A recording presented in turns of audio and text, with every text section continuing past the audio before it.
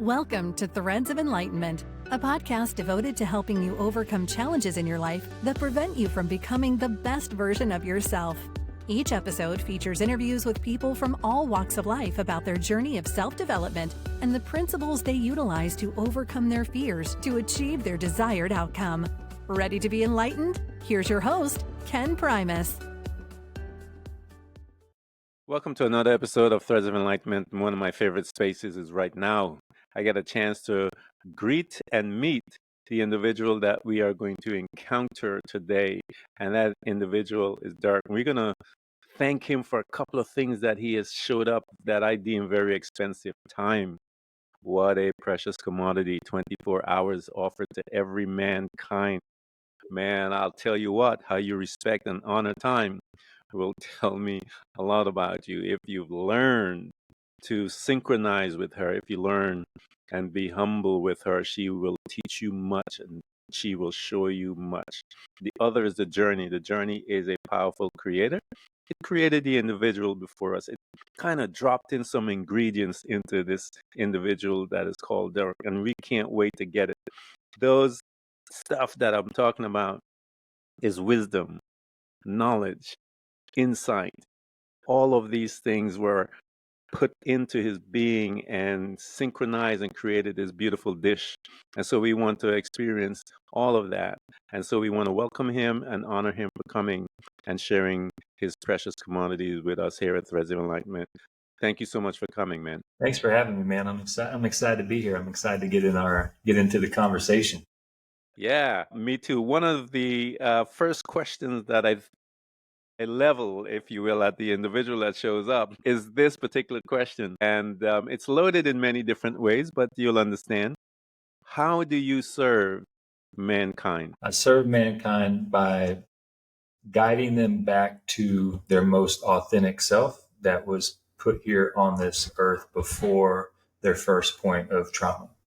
And, a lot of times, once we experience that first point of trauma, we experience it at such a young age, it drastically affects how we show up in life from then. We start putting on costumes, we start putting on masks, and we get further away from the purpose, the reason why we were put on this earth. So essentially, I'm here to guide you back no matter what you've been through, no matter what you've experienced, no matter what you've done. The purpose has never left you. And I help you reconnect to that purpose so that you can show up in this life and positively impact the world as you were designed to. I love it, man. I've heard someone put it this way. They come and their assignment is to help you remember who you are.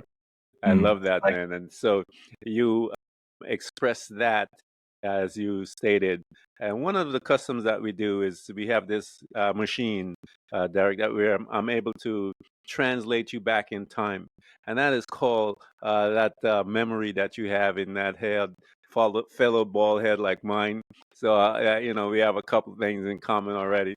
So we usually go back into the genesis of our life, if you will, the place that we reside for a few years with these two strangers that we are told they're called mom and dad. And mom and dad, whatever trauma they have, they're going to deposit some data into you and I. Within that household, you have a lot of customs based on your upbringing as far as their family members, if they're Italian, French, whatever it is, you got that type of programming there. Then you have the church, or if you have church, you have the societal programmers. So we are exposed to programmers all our lives, man. So, but the first station that we hang out is called the family. What was your family like? Man, my family, my mom and dad grew up, working hard, lots of physical labor, exchanging physical labor for small amounts of money. And, like you said, they kind of pass on their trauma. My father come from an unstable family of his father leaving for months at a time without telling anybody. So he had some abandonment things in there. And I think that's what affected him, because when I was 7, they sat me down on the living room floor and pretty much explained to me that, my father was going to prison for about 3 years. And they're essentially, at 7 years old, you think you did something I pretty much had to understand that there was nothing I could do, that my father was going away. And from that happening, that created a shift with my mom. So then now she's a single mother trying to figure out how to navigate that, and that put her in a tough position where, again, she has to work super hard for very little amounts of money, and she worked as much as she could to provide. But often, that put me in positions of being dropped off at elementary school before the sun came up, and me just sleeping out by the gate until the maintenance man let me in. And so abandonment kind of just started showing up naturally in my life from my father going away, and created this snowball, and then, kids in elementary school don't really want to be friends with the boy that sleeps outside, and then, and that, it was hard to connect with people. And this abandonment deal just kept showing up. And then, my mom would get to the point of trying to rebuild her life as far as dating and meeting other men. And she would get in relationships. And there was many a times where her and I would come home, and then that man had taken everything from our house and completely left us high and dry with no microwave, no TV or nothing like that. So I kept experiencing this sense of abandonment, where essentially no matter what you do, people will abandon you. It doesn't matter, how hard you work. It doesn't matter how good of a person you are. And that constantly showed up through my childhood. Meanwhile, my parents are still just trying to do the best they can. People make mistakes, but things like that. So that really I got blasted with a feeling of abandonment at such an early age based on that. Yeah, that's one of the hallmarks of a relationship. And to have that taken away or disturbance within that particular hallmark, it does leave a mark on that individual, because it sets so many things in motion. Because this young individual now is going to develop perceptions from Mm-hmm. that trauma, and those Yeah. perceptions are going to now become beliefs, and beliefs becomes patterns, patterns becomes a lifestyle, and one has to deal with that lifestyle for Yeah. many years Yes. until we are able to have a conversation with that lifestyle, because we see that it doesn't, that survival mode that we had put in place no longer serves us much later on in our life, and we have to figure out a new way by which we are going to begin to live. And so that's what that trauma does to us. So here's this young man, major, as I said, hallmark of society and human behavior, stuff like that is just totally wrecked. So now how did that affect you as an individual? You have all this going on, the abandonment, yes, all of that from outside of others, but you are still you in that hurricane, if you will. And being a Floridian, you know what I'm talking about. How did you manage yourself in? Yeah. So I just operated, to be honest, from a lot of isolation and loneliness, never having the true connection of friends through school. You don't have like good buddies and stuff like that. And really just kind of keeping to myself, because that was really the only option. That was kind of the only thing I knew. That kind of, it's hard to be confident in communication. It's hard to be comfortable in group settings, because I never found like where I belonged, because from what I could see, everybody else had both their parents, and nobody else was getting dropped off that early. Nobody else was having to stay late. Everybody else seemed to have a much smoother life, and that just again internalized as something is off with me, right? And then so you just kind of, you do, I guess, the best you can as a child and as a Yeah, and as a yeah. teenager, and you just kind of try to get. You don't have. I don't think you get a real sense of who you are. You don't get a sense of what you want to do. You're just trying to navigate, day to day. Yeah, you're just surviving, man. That's the first Yeah, treading stage, water. Yeah, if you will, that we are walking within that trauma. And I remember there when I went through a divorce and I had my boys, a single dad with my four boys. and I would go to Disney World. We lived right there at Disney World, and Disney World is all the happy families, and I hated to see those happy families. I just couldn't stand it because I was so wounded when I saw that. I was like, wow, how couldn't I make it work? I must be Yes. such a failure. And all of these conversation I was having with myself while I'm walking, making sure that my kids are happy and smiling at the people when they're coming and looking and walking with me, hello and all that stuff. And inside conversation with myself was how of a failure I was, and how all of that, man, that was happening to me. So as a young kid, I could see a young kid, and I was a grown man having that conversation. I could see a young kid just tearing himself up with that type of conversation to himself. Yeah, and when you operate from that, you don't realize it, but you're creating more abandonment for your. Oh yeah. You're creating your worst fears, because then when I was 16 is when I had my son.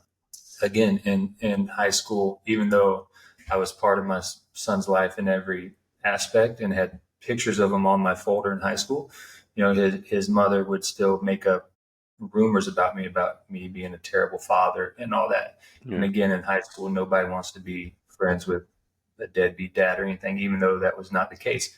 And so again, it was just reinforced that it doesn't matter if you're a good person, people are going to abandon you.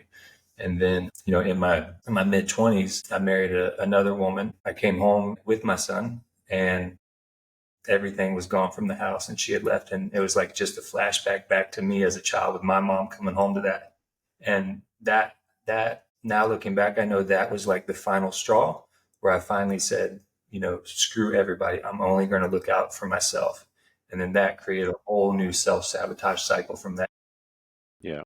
That that's that's the route, man. That's you're talking about how we all, because I remember mine as well when I came out of my divorce, and all of this stuff was happening to me in my 30s because I'd gotten married when I was young in my 20s. And I remember having the same situation when I was traveling, working, and the girl that I was with found out she was cheating on me, and I turned around and I said, I will never let this happen again. And I created this character as a result of that conversation, and that character who ran with me for years, and I had to learn how to dismantle that. I created it, and I had to learn how to dismantle it. And so I tell people, when we have those type of decision making, it's usually not it's not made by the one who is you know uh, the subconscious man, because Mm-hmm. the subconscious man doesn't deal with that type of energy.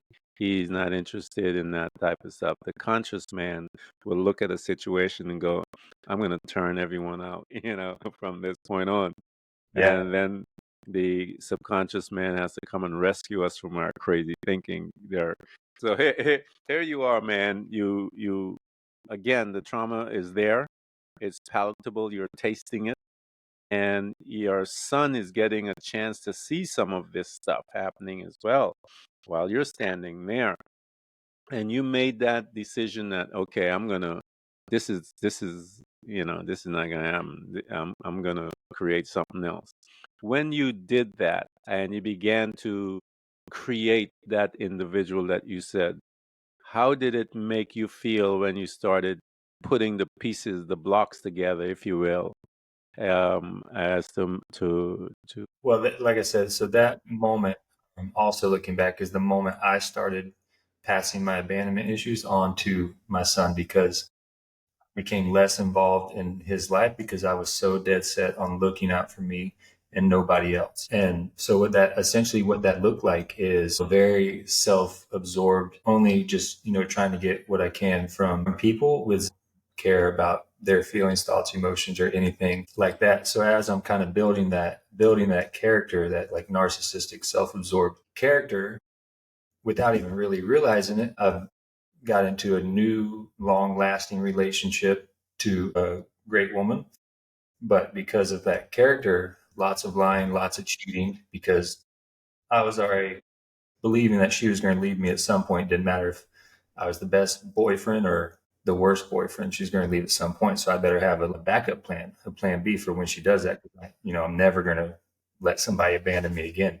So as I'm kind of creating that chaos and betrayal, my fitness business got very successful and then became a model for quite some time. So now I'm getting all this attention that I never had before based on my physical appearance and all that. So all that is doing is just really adding fuel to my self-sabotage and my narcissistic behavior, and just, as many women as possible, as much as attention as possible. Still, I'm in this relationship that I have no regard for, and no regard for anybody else, because I'm looking out for myself. And there's only so much anybody can take of that behavior before they walk away. So once again, I created the abandonment that I was so scared of. And then, so the relationship ending, friends, family, essentially saying they had enough, that led to a suicide attempt in some dark times. And obviously I got past that. But what I was able to realize is I had to take a look and realize that the common denominator in all this hurt and anger and betrayal was myself. Because before I was blaming my parents, I was blaming my son's mother, I was blaming my girlfriend at the time, I was blaming everybody else but me, but I was the common denominator. So then that started a whole new journey. Now I'm face to face with this character, right? And now I gotta figure out what I do from there. Yeah, that day, man. Like I said, you're telling yours, and I'm remembering mine. And those conversation now, because again, I know where you're at, and once you've made that decision, you recognize, wait a minute, and you begin to turn it on yourself and say to yourself. And I think a lot of people, Dirk, is afraid to do that. That right there that you're talking about. A lot of people, and most of us, we have glimpse of those questions, but we refuse to even open that window a little to deal with it. And then one day something happens and you have to sit down and go, all right, man, let's take a look at this. And so here you are, you made that decision that, okay, I need to begin to investigate the self. When you made that decision, what was the first steps that you began to take to begin to investigate yourself? Yeah. So that first step was taking extreme ownership of where I was at and my choices, because I knew that every time I lied or cheated, it never made me feel good, but yet I continued to do it. And so, that's not natural behavior. So I knew something was there. So I literally had to start looking at why am I doing all these things? And I just had to unpack essentially my whole life and just started reverse engineering my whole life. And that's how, because at that time I wasn't aware of my abandonment issues. So I started to unpack, starting from that moment of, the divorce where I came home and nothing was there. And then the more I sat with it, the more of these events and experiences pop up. And then you're like, okay, well, it doesn't make an excuse, but now I'm starting to see why I was acting this way all the way down. Then you realize, well, if I've been experiencing this perception of abandonment from late 20s, from 7 years old to late 20s, okay, now I can work with that information. I can start to use that to heal and rebuild. And, a lot of people, like you said, they won't do that because they don't have the insight or the knowledge or the desire to go back to those painful, traumatic memories. And so once I started unpacking that, then I could start addressing those abandonment issues. And having extreme ownership also allowed me to say, okay, if I was able to create this chaotic, hurtful life, that means I'm also able to create a completely different life from here, right? Because I've, instead of blaming other people and giving them control, now I'm in complete control from this moment. So then what does that look like now that I have ownership of my abandonment and my choices? I've already proven I can make whatever life I want because I just did it. And then that opens like the next season of the Next journey season. where I go from Yeah. here with all this. Yeah. And being exposed to the training, the physical part of it, and training and discipline of the body, because that's what the trainer is doing, is disciplining the body, but also the mind, because you have to learn how to discipline the mind to discipline the body. And so you understand then the principles of that process. So having that understanding of that principle of that process, Dirk, how did you begin to implement? Because again, it starts here. You will recognize it here. And what tools did you start to bring into your life to begin to assist you to move and to create now this new individual once you recognize that, hey, I created the old one, I could create the new one. What tools did you bring in to help you build that new construction, if you will, that new house? Yeah, first I started looking for evidence that transformation is possible. And I really found a lot of insight in the resurrection of Jesus, a man that had, a physical human that had completely died and passed away and was reborn. I'll never forget, I was just reading the story one night on a Saturday night in bed, and it was a powerful charge going through my heart that just reminded me that it's time for your rebirth. Rebirth, And yeah. so then and then so like you said, it starts with discipline. So with the physical, when people want to get in shape, they start making better food choices, right? So now I have to start making better choices with myself, better self-talk, right? Yeah. And the only way you get better with that is to continue work on it. Doesn't mean you're perfect every single day with it, but you want to start making better decisions about how you see yourself, right? Are you going to constantly beat yourself up about the past, or are you going to start creating new thoughts and behaviors based on the goal that you want, right? If somebody wants to lose weight, they start making choices based on their future version, not the past version that they don't like. And that start, aligning myself with spiritual mentors and really, really trying to understand what my purpose is, and come to the understanding that usually that trauma we experience, the opposite of that trauma is where our gifts and purpose lie, right? If I was hit with that trauma experience at a young age, what's the opposite of that trauma, right? Love, support, and that. So if that's closer to my gift, what does that look like? Well, first I have to be able to give myself before I can give it to others. So start building love and support for myself. And at the time, to be honest, I had massive social anxiety because, my downfall was pretty public in the where I lived and on social media and all that. And so there was a lot of self-medicating on my couch, not leaving my house. And then again, small steps of, okay, taking my dog for a walk downtown. Okay, now taking myself to lunch, just being in public settings. And again, just like the physical stuff, you get stronger as you progress. It's not an overnight thing. And you just keep putting myself back in these experiences that allow me to make new choices, and unfortunately you have to experience, sometimes I would be in public and somebody would say something that was a trigger for me, and I'd run right back home and self-medicate and hide for 3 days. But you got to keep leaning into it and see what those triggers are really about, right? Am I still attached to that past, or am I a new person? If I'm a new person, those triggers, those comments are not touching me because I'm on another path. And that's another reason why a lot of people don't do it, because people don't like to hear that it's a long, lonely journey.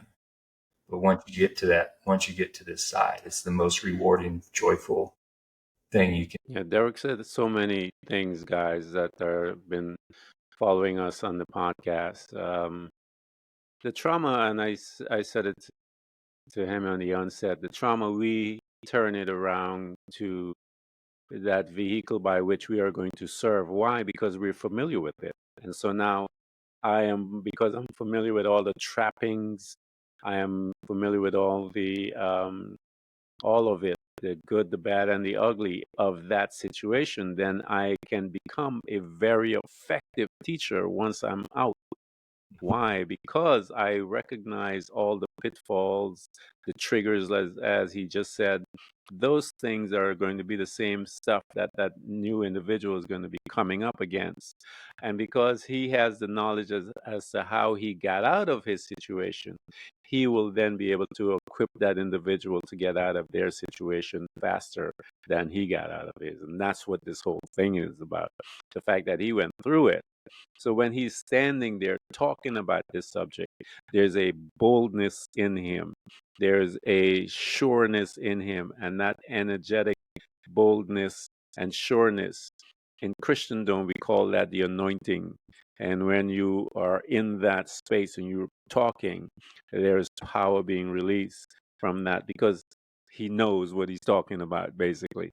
So if you don't know what you're talking about, you're kind of scared and you're not sure. But when you know, you know. And he had mentioned about restoring his relationship with Christ. I had to restore mine. I'll tell you my story, man. When I turned away from God, I told him, I said, I'm going to be the baddest sinner you ever saw in your life. Man, what an idiot I was. I was one of those crazy boys. And he just looked at me and said, what is wrong with this guy? I don't know what's wrong with him, but he's my son. I got to deal with him. And he put me back together. And so it is not, and I use this analogy many times. If a plane is taking off from Florida to New York or Hawaii or whatever, you're going on your vacation. That plane is not flying in a linear, it's not a straight line trip. There's no way. Nothing like that exists. There are these things that we call turbulence that happens as that a pilot is flying and the plane will move sideways, up, and whatever. But there's this little thing in the middle of that plane that pilot and all of that crazy stuff, he's keeping an eye on that. And so you and I have to locate what our compass is because it is not going to be a straight line. You are going to have turbulence in your life. And those turbulence, as Derek was talking about, was people coming out and trigger him, things like that. And then you run back into, self-medication and so. But the journey, he's still going forward. He still keep it moving on, and so the plane will keep. And when those turbulence come, and you know, you took a couple of steps backwards. Don't give up on yourself. Just start talking. Be kind to yourself. It's okay, man. You're all right. It's all right. Let's figure it out. And I had to do a lot of those conversations, man. And as you do that, you get a little more proficient in how you respond every time. And then one day, someone is going to say something to you, and you're not even going to hear it. It doesn't register, and you're like, keep moving, and you recognize, wait a minute, they were talking to me. Yeah. It's Yeah. it's Jesus made a statement there. He said, "The devil come and have nothing in me," and that's something like that. What happens at one point when these triggers are there, Yeah. but as you learn how to become more proficient in using the tools necessary, one day, like I said, someone's going to say something and there's nothing there. There's no trigger Yeah. for them to find. And so you look at them and you smile. So here you are, man.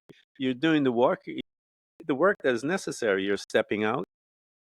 You're dealing with that fearfulness, which is one of those things we have to begin to overcome. And since you said that it was a public fall, you have to deal with all the shame and all of those things that are in Yes. Very your much. thought pattern as you begin to move back and forth as you're creating this new individual. Talk to us as to some of those dark times because those dark times are there to make us stop and look into that individual that is inside of us. Talk to us about some of those dark times and what did you do to assist yourself, to give yourself a hand up, if you will, so that you can get up and move from that dark space.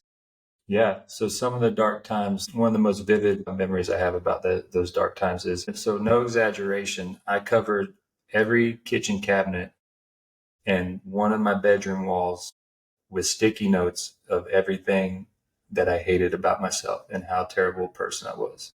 Covered Wow.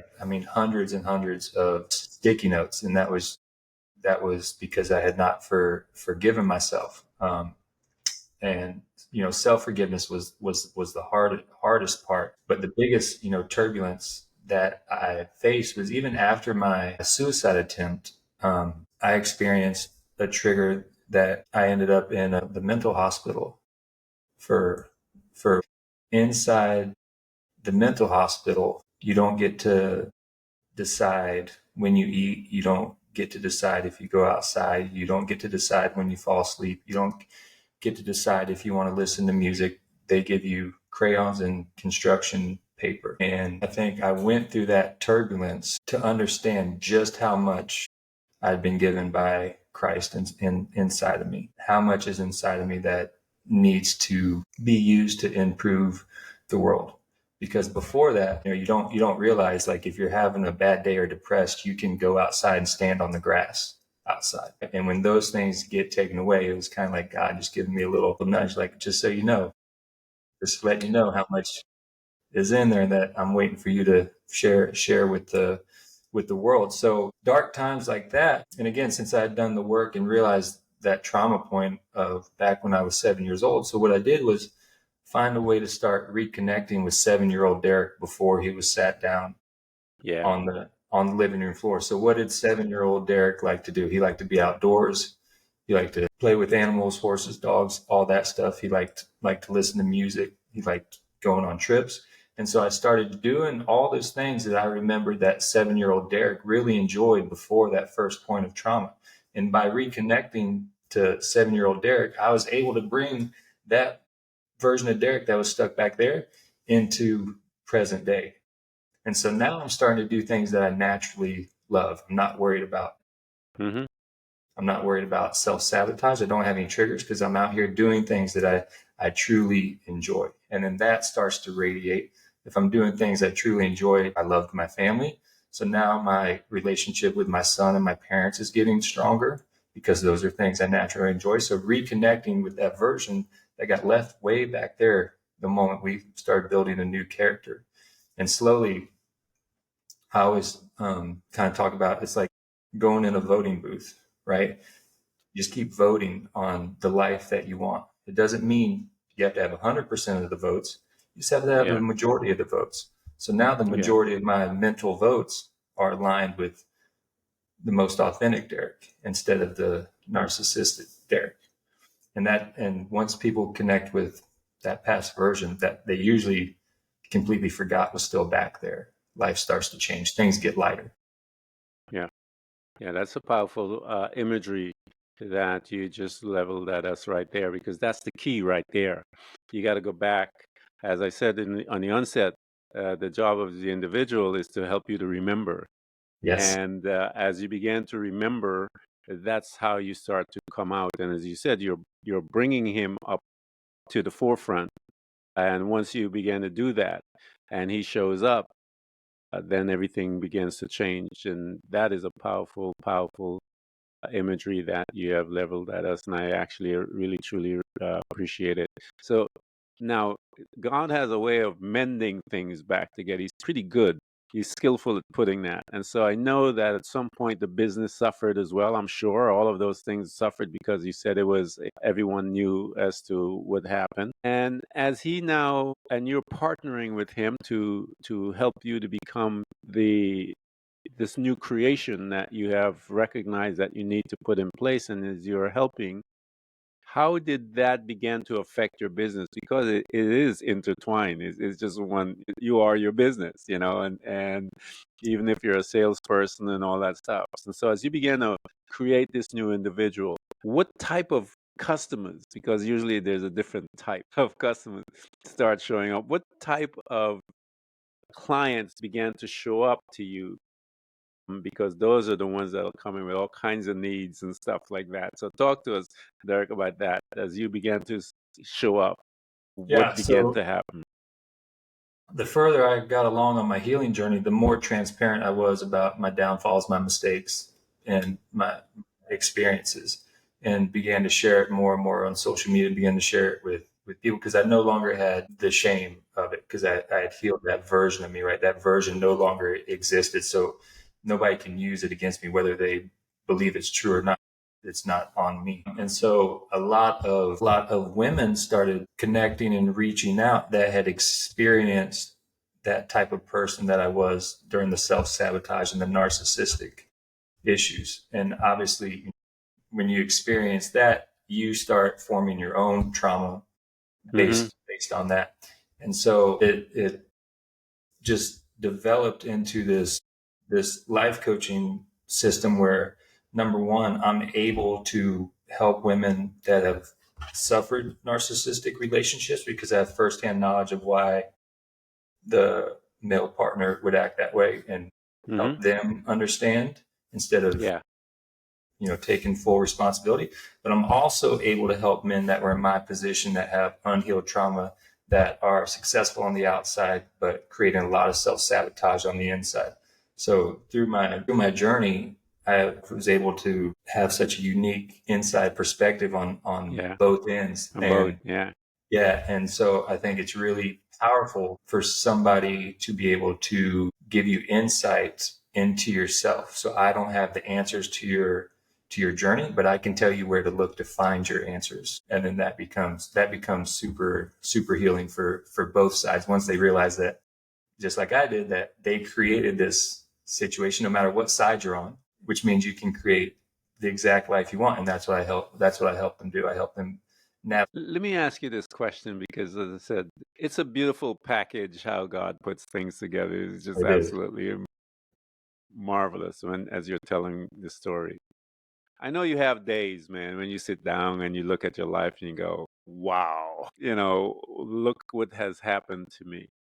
Talk to us about one of those days, in the sense of looking back and seeing the old traumatized, or the one that was hurt, and when you brought the new one. There's that, when you were bringing the new one up, the first there, and they have to meet before they move, before one leaves the other.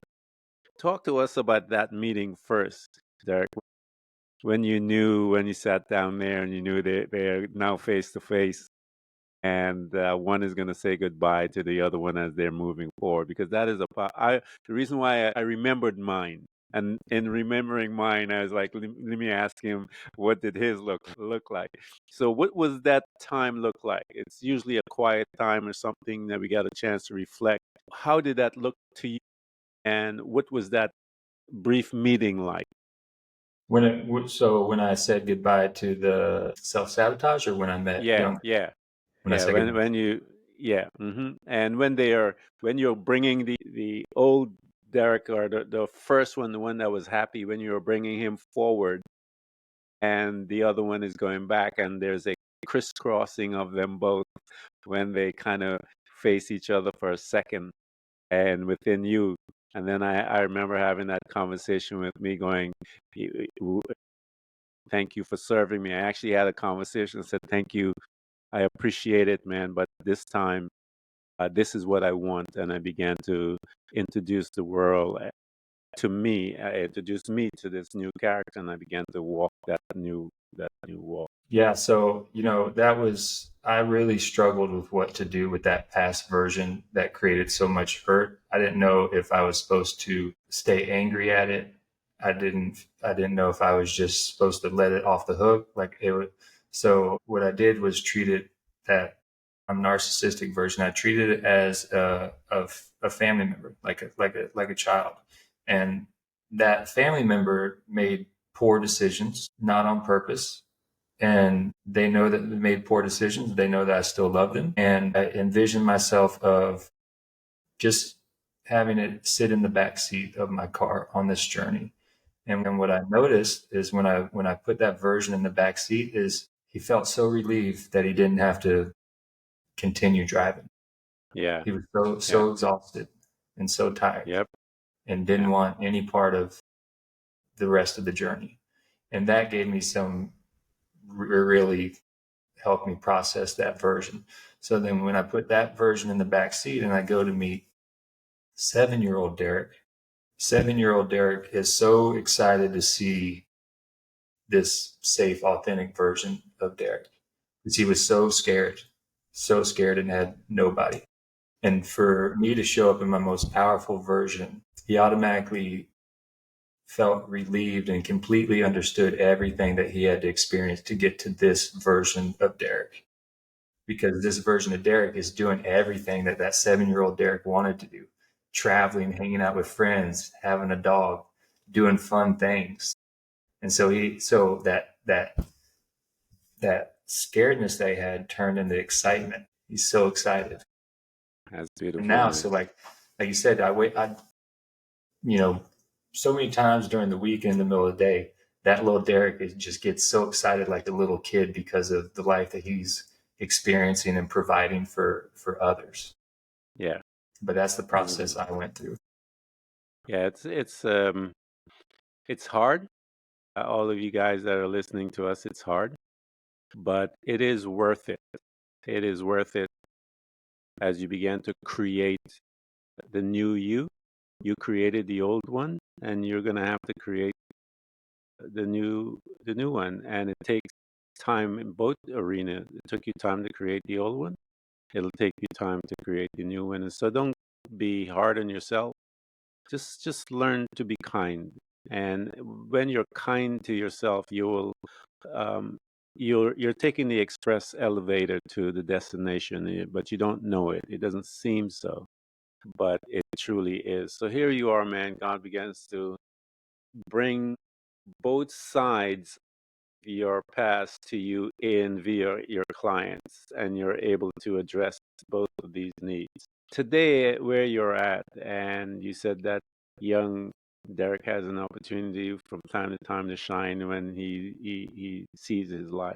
What is it today that this Derek right here that we're chatting with, what's in his heart that he feels that because God is always pulling you forward. He's never have you staying in one position too long. I know for one reason when he was trying to pull Jesus forward, Jesus was in this garden kind of arguing with him, going, "Wait a minute, bro, I'm not sure about this. I don't know if I can handle this."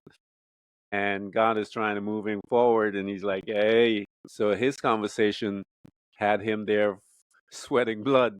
And I know none of us got there yet, but he had to surrender to that new adventure, that new creation that God wanted him to do. What is it, Eric, that you feel that God is putting on your heart to stretch you a little further, if you will? Yeah. So he's helping me understand that love is always the answer. And a lot of times we put our own expectations on our journey, and that's what causes fear. That's what causes self-sabotage, etc. Like you said, if you understand and you have that connection that life is always unfolding for you, right? Life is always unfolding for you. So pain is inevitable. We'll all feel pain, but suffering is just a reminder of that you have a lack of faith in your relationship with God. And what I tell a lot of clients is, any experience is still a step forward because you're learning more about what works, what doesn't work. You're learning more about where you're at on your healing journey. And so, a lot of times people will see it as a step backwards and start beating themselves up and disconnect further from God's plan. So, but if you operate from love, that also means, once I start my healing journey, that doesn't mean people automatically will let me back in their life, right? They have their own trauma and issues like that. So if I put my expectations on assuming that they should let me back in my life because I'm a proclaimed healed man, I'm not operating from love. I'm operating from selfishness, right? So if I operate from love, and love is always the answer, how does that look on your day-to-day choices? Mainly with the things you get blindsided with or the things that hurt you. Do you go back to self-sabotage? Do you react from anger? Or are you constantly operating from love? And that's what I'm hit with every morning and every night. There's things in my life that I yearn for, like relationship and all that. But if I continue to operate from love and from this version of Derek, those things will unfold. Just like, my whole journey has got me to this exact conversation, right? If we keep our faith and connection with God, and life's going to unfold beautifully for you if you let it. Always. And take away the expectation, and it'll be, as you said, less stressful, because usually our expectation has our timeline. And I remember reading, it says, I have to remind myself this scripture all the time. It says, God does everything in its perfect time. Yes. And so that's one of the lessons that I always have to remind myself when it comes with my expectation, is to remind me of that scripture. And as you're correct, man. I remember one day my son had said something to me and I responded angrily. He touched a nerve. And, I lost it. And I remember after losing it, I remember sitting there and just looking at God and saying, I cannot allow this to happen again. Teach me how to respond from a place of love first. Yes. That's a possibility. And I need you to teach me how to respond from that, because that's how you do. Teach me how to do that. And what that did for me, it allowed me God gave me that space, that couple of microseconds, if you want to say it that way, where I'm able to get present. And I always thank him for that. He always make me come into a space for that split second to become present. And what I've learned is that when one is present, there's no fearfulness there. There's no resentment there. There's no pain there. Yeah. There's none of that stuff. Yeah, there's none of that stuff there. But if I step out of there, that's when all hell is waiting to take advantage of me and whip the heck out of me. And so I encourage everyone that's been listening to us, learn to live in the present. It is the most powerful place to be. And so we've had a wonderful conversation. I've kept this man for almost an hour, man. And we could talk for some more. I'm having a lot of fun To here. go on for a long time. And guys that have been listening to us, I always tell people to transition to become a hearer. Go back and hear his story. And the hearers, the Bible tells us, are the ones that are going to do something. Those listeners will find another podcast. And so I want to invite you guys to become a hearer of his story and get back in. The natural man starts listening, but the soul of the man hears. And when he hears, stuff gets done. And so we're going to provide everything for you guys to get access to him. Those of you that are listening in Florida, I know there are tons of you there because I look at the data. I know exactly where you're located. And tons of you guys are there. Get in touch with him if you want to do a one-on-one, and I'm sure he has other venues by which you guys can reach him as well. So we're going to provide all of that so that you can get into his space. What a powerful story. What a powerful journey that is still unfolding in his life. And he has some insights from both sides of his journey that he can assist you with. And so, Derek, I want to thank you so much, man, for coming to Threads of Enlightenment. Thank you, man. I really enjoyed it. Like I said, we could go forever. It was a great combo. Yeah, it was good. I enjoyed it, man. Thank you. Yeah, thank you. Thanks for tuning in to Threads of Enlightenment with Ken Primus. Hopefully you're now feeling more empowered to overcome the challenges in your life, whatever they may be. Share that inspiration with others by telling them about this podcast, rating it, and of course, remember to subscribe so you don't miss a single episode. For more connection, you can find us on Facebook and Instagram by searching for Threads of Enlightenment. Until next time, stay enlightened.